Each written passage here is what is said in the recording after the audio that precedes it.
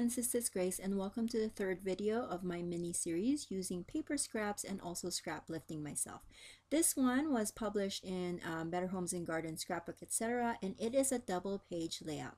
What I love about the inspiration page was that of course it lends itself pretty well with multi-photo pages, but at the same time it had some blocks of paper that I thought would be really good to mimic or to recreate with using some larger paper scraps. I'm showing you here that there were multiple different strips of paper in varying sizes, varying widths, and so that's what I'm going to try to do today. But now I'm auditioning which kind of strips I like to be the one that has that will be the biggest, and which one will be like into smaller strips and things like that.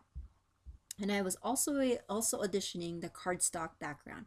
The inspiration page came with or I used a darker shade of cardstock on there, but I find that the pattern paper scraps that I was using for this particular newer version of that layout lends itself better with the lighter blue cardstocks, and so that's what I'm going to go for.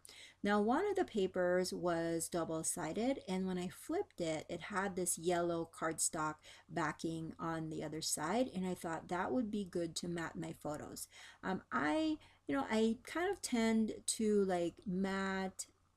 I go through phases when it comes to matting my photos. Sometimes I don't, sometimes I do, but it seemed like this one and the last page that I created, I was matting my photos. And I think it has something to do with I want them to stand out against the busy background, and so that's why I would do that. But as you can see, you don't have to always matte your photos with white cardstock. If you have paper scraps that are, other cardstock colors scraps, then you can use that as well, as long as that will work well with your color scheme that you are doing with that particular page. And so basically I'm just going to use this paper to create or to matte my photos. I am using 2, 4, 6, 8. I'm using 8 photos, and I'm going to keep 2 of them as 4x6 and 6 of them as the 3x4 that they are already.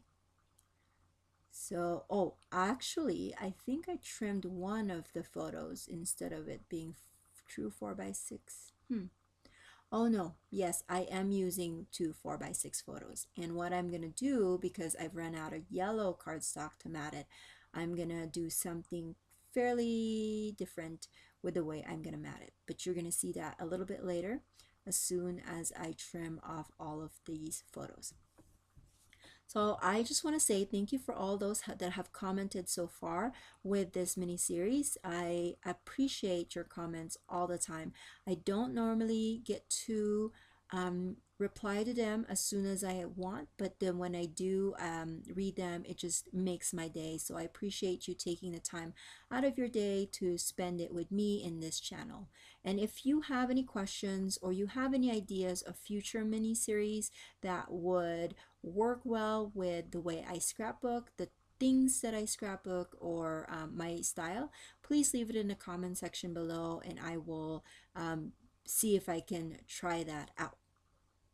Okay, so now that I've matted most of the photos, I still have one 4x6 photo that I wanted to use for this, but I'm going to kind of set up my pages first and see how it goes. Now, the initial page, the photos were mostly on the top, and then the title and a big block of journaling was on the bottom.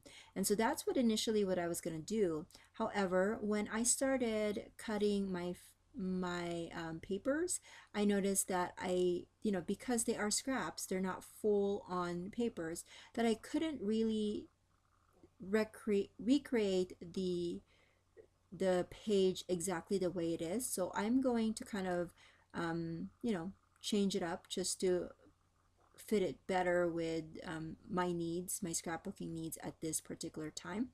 And also with this with the inspiration page, there was a strip of scallop border on the bottom, and I'm going to recreate that. And I think I used the same scallop punch for that particular page. I might be wrong, but I had a larger scallop and I thought, hey, you know what? I have it, so I'm gonna use this scallop punch that I rarely use from EK Success. And so I'm just trimming that. I'm gonna trim down the paper and clean up my spot a little bit. Gonna make sure that both scallop strips are the same size since they're gonna go all across my 12 by 24 page.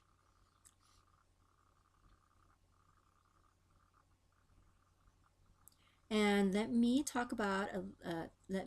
take some time to talk about the photos. These are just travel photos that I took when we went to Idaho last summer, 2018. I graduated from school, and the school was in Idaho. It was actually in Rexburg, and my sister lives in Boise area, and so since we were already in the same state, we decided to take our road trip to her. And so we went and spent a couple of days with her, and one of the things that we did to kind of, be a tourist in that area was to visit downtown Boise. And one of the things that we did was to tour the state capitol. So I'm just showing you the inspiration page again. Now the inspiration page had a bunch of vertical photos, but I had more horizontal photos, and so that's why I had to change it a little bit. Now I've done all of the pictures, and I also did the little thing with the thread that was also part of the inspiration page that I wanted to recreate. And that is my page for today. I hope that you guys like it, and I will catch you guys another day. Bye.